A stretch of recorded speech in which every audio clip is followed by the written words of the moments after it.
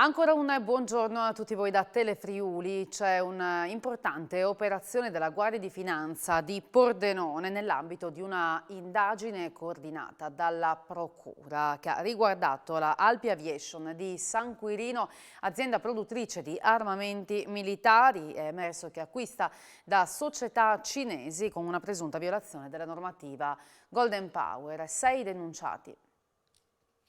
Violazione della legge sulla movimentazione di materiali di armamento e possibili violazioni della normativa cosiddetta Golden Power che tutela le aziende italiane strategiche. Sono questi reati contestati dalla Guardia di Finanza di Pordenone a un'azienda di San Quirino, la Alpi Aviation, che produce droni militari, aeromobili e veicoli spaziali. Le Fiamme Gialle hanno denunciato 6 manager, 3 italiani e 3 cinesi. Le indagini, partite negli scorsi anni dall'aviosuperficie della Comina, che ospita un aeroclub privato, hanno accertato che l'azienda nel 2008 fu acquistata per il 75% da una società estera di Hong Kong e che fu valutata con un valore delle quote notevolmente rivalutato rispetto a quello nominale, 90 volte superiore, quasi 4 milioni di euro contro i 45.000. Secondo gli investigatori, l'acquirente, mediante complesse partecipazioni societarie, sarebbe riconducibile a 2 importanti società governative della Repubblica Popolare Cinese interessate ad acquistare il know-how aziendale. Un subentro societario perfezionato in modo da non far emergere il nuovo socio, con ritardi nelle comunicazioni amministrative e omettendo di informare preventivamente la Presidenza del Consiglio dei Ministri, violando la cosiddetta Golden Power, che attribuisce speciali poteri alle autorità italiane sugli assetti societari di realtà strategiche in vari settori. Le Fiamme Gialle hanno anche accertato l'esportazione per oltre un anno in Cina di un drone militare dichiarato agli uffici doganali falsamente come modello di aeroplano radiocomandato. L'azienda era già stata oggetto lo scorso marzo di indagine della stessa Guardia di Finanza per una presunta violazione dell'embargo internazionale nei confronti dell'Iran per una vendita di droni militari alla Repubblica Islamica. Accolto il ricorso al Consiglio di Stato del Comune di Monfalcone contro il progetto del Centro Culturale Islamico. I giudici amministrativi hanno così ribaltato la sentenza del TAR del 2019 dopo lo stop ai lavori imposto dall'amministrazione comunale l'anno prima. La notizia è stata diffusa dal sindaco Anna Maria Cisinti in una conferenza stampa che si è appena conclusa in municipio con l'intera giunta comunale.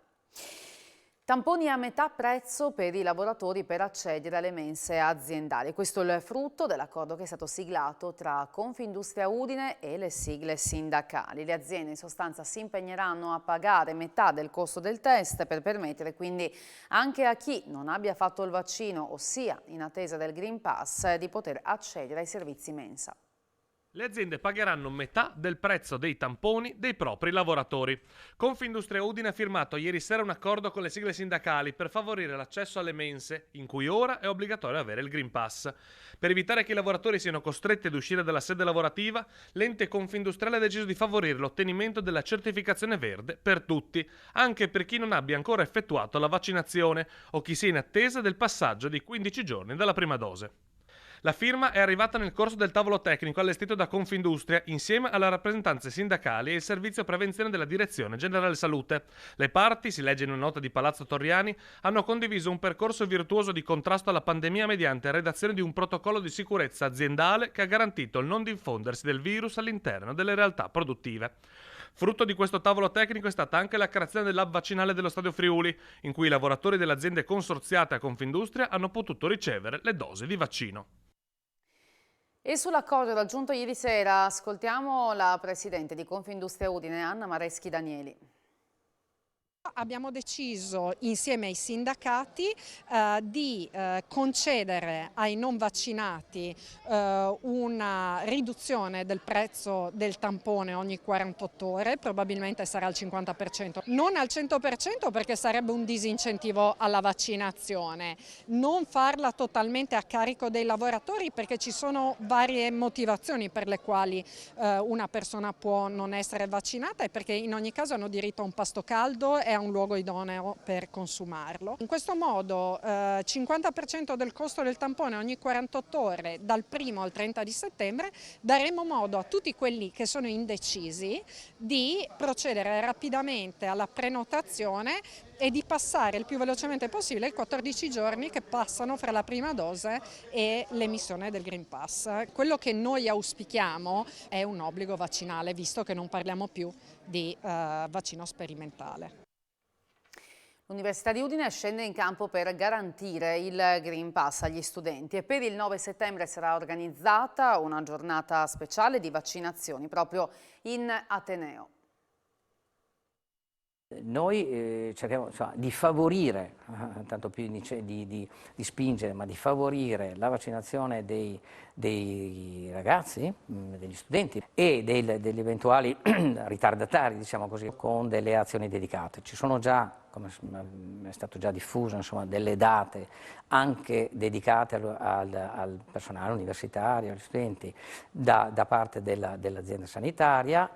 In collaborazione con l'azienda sanitaria faremo addirittura un vaccination day presso locali dell'università, per cui chi vuole potrà usufruirne. Noi quando sarebbe questa data? Ufficiosamente nei prossimi giorni, indicativamente il 9 settembre, però è ancora da definire con chi dovere. Naturalmente anche perché fare un punto vaccinale significa avere anche garanzia che le cose possono essere fatte così come vengono fatte in ospedale.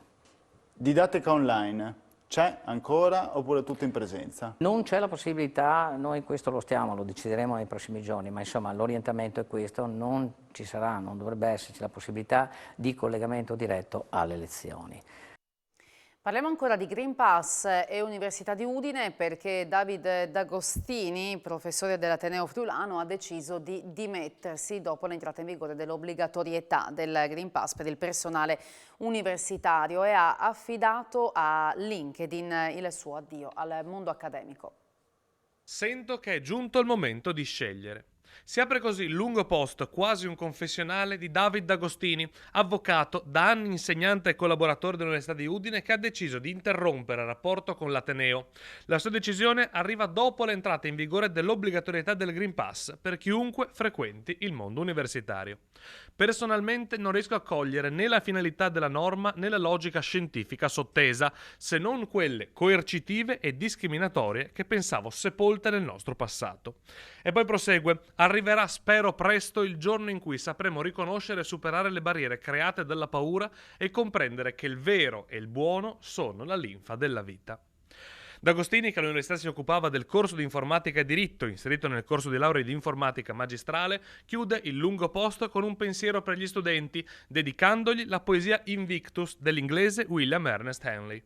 Dal profondo della nota che mi avvolge, nera come un pozzo da un polo all'altro, ringrazio qualunque Dio esista per la mia anima invincibile. Nella feroce morsa delle circostanze non ho arretrato né gridato.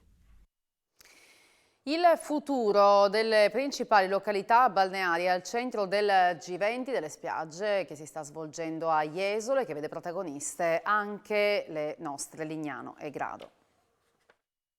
È in corso a Jesolo il G20 delle spiagge italiane, dove le principali località balneari si confronteranno su temi e strategie future, presente anche il Friuli Venezia Giulia con Lignano e Grado. Una 2 giorni importantissima che si sta svolgendo a Jesolo, ci saranno le 20 spiagge più rappresentative del nostro paese. Sì, si parlerà di presente, quindi si andrà a analizzare un po' tutta quella che è stata l'andamento della stagione turistica nelle località balneari di quest'anno. Per noi, come ho già avuto modo di dire, una stagione molto positiva, ma si parlerà anche di criticità, perché è giusto sì analizzare le cose positive, ma soprattutto le cose che vanno ancora migliorate, e soprattutto faremo dei ragionamenti di sviluppo strategico del comparto turistico, soprattutto a livello balneare, che rappresenta la percentuale più importante di presenze per la nostra regione. Alle 10 di questa mattina si sono aperte le prenotazioni per l'Air Show di Rivolto del 18 e 19 settembre ed è stata subito coda dopo poco più di 10 minuti. Sentiamo ancora Marco Pasquariello. 10 minuti, anche qualcosina in meno. Il sito delle Frecce Tricolori, dedicato ai festeggiamenti per i 60 anni della PAN, questa mattina ha aperto le prenotazioni per il doppio evento del 18 e 19 settembre e in un attimo per prenotare il pass si sono riversate sul sito più di 5.000 persone. solo che i procedimenti per ricevere l'accesso sono lunghi, tra le richieste per la sicurezza e quelle per le misure anticontagio, e quindi i tempi di attesa si sono prolungati a dismisura. Più di un'ora per accedere al sito, con dietro l'angolo una possibile beffa. Infatti i posti sono limitati e molti dei pass sono in gestione diretta dai comandi di Roma o dalla base stessa di Rivolto. Quindi tra i già ridotti biglietti, ben lontani dalla marea anti-Covid, sono molti meno quelli ottenibili dal sito internet. L'attesa però è alle stelle, perché quello di Rivolto è l'unico evento in calendario che non sia stato annullato per motivi pandemici. Solo in regione sono stati annullati gli air show di Grado del 28 luglio e di Lignano del 25 agosto. Per cui gli appassionati di tutta Italia in questa lunga estate avranno l'opportunità di vedere la PAN solo nella base aerea di Rivolto o, fortunatamente per chi non riuscirà a prenotare il biglietto, anche in diretta Rai. Lutto nel mondo del servizio forestale e della protezione civile regionali. È morto durante un'escursione in montagna sulla cima del Monte Cavallo di Pontebba Marco Driussi, 62 anni, di Udine, componente del Servizio Foreste e Corpo Forestale della Regione, molto conosciuto anche all'interno della Protezione Civile per la sua attività pluriennale contro gli incendi boschivi. Driussi si è improvvisamente accasciato al suolo mentre scendeva a valle. La sua compagna d'escursione ha chiamato i soccorsi, ha cercato di rianimarlo, ma per lui non c'è stato nulla da fare. Inutili anche le manovre di rianimazione praticate dall'equipe medica portate in elicottero nei pressi della cima del Monte Cavallo. Nei pressi di Casera Goriuda, nel gruppo del Canin, sono stati invece soccorsi 3 escursionisti che erano partiti dal rifugio Gilberti e non se la sentivano di rientrare lungo lo stesso percorso. I soccorritori della stazione di Cava del Predil e della Guardia di Finanza di Selanevea hanno fornito loro le indicazioni per un sentiero alternativo e sono andati loro incontro a piedi per riaccompagnarli a valle.